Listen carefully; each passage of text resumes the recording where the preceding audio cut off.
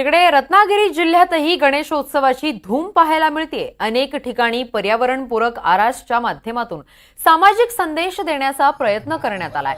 रत्नागिरी तालुक्यातल्या मिरजोळे गावातील राहुल पाडावे आणि कुटुंबियांनी श्रीराम मंदिराची पुठ्ठ्यापासून प्रतिकृती बनवलेली आहे। तसेच श्रीरामाची मूर्ती देखील कागदाच्या लगद्यापासून बनवली आहे। त्यांचा बाप्पा देखील शाडू मातीचा आहे। याचाच संपूर्ण आढावा घेत पाडावे कुटुंबियांशी संवाद साधलाय आमचे प्रतिनिधी राकेश गुडेकर यांनी। आपण पाहूयात। गणेशोत्सव म्हटलं की देखावे आलेच आणि त्याचप्रमाणे हे देखावे इको फ्रेंडली करण्याकडे अनेकांचा कल असतो। आपण सध्या आहोत ते रत्नागिरी तालुक्यातल्या मिरजोळे पाडावीवाडी येथील राहुल पाडावे यांच्या बाप्पाच्या ठिकाणी आहोत।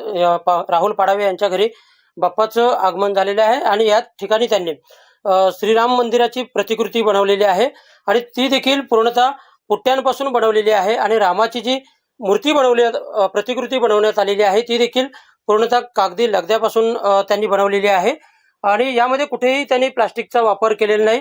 पूर्ण हे जे मंदिर आहे ते पूर्णतः या पुठ्ठ्यांपासूनच बनवलेलं आहे। आपण पाहू शकतो याच्यामध्ये कुठेही प्लास्टिकचा वापर त्यांनी केलेला नाही आणि त्याचप्रमाणे त्यांनी एक सामाजिक संदेश पर्यावरणाचा देण्याचा देखील प्रयत्न केलेला आहे।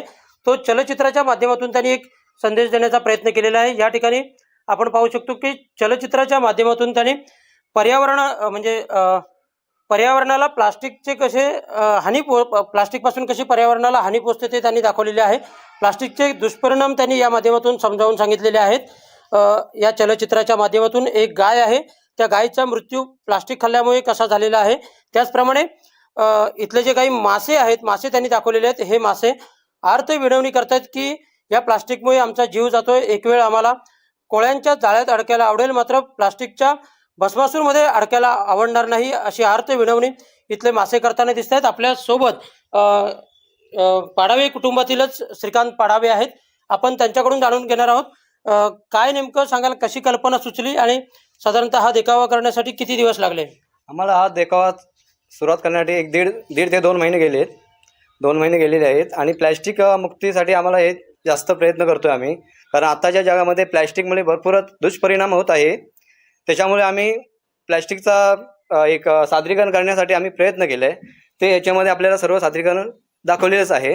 जनावरं असतील त्याचप्रमाणे पाण्यातील जलचरांचं कसं नुकसान होतं, त्यांना कशी हानी पोचते हे त्यांनी समजावून सांगितलेलं आहे आणि निश्चितच प्लास्टिकचा वापर करू नका असं आवाहन त्यांनी या माध्यमातून केलेलं आहे। राकेश गुडेकर, NDTV मराठी, रत्नागिरी।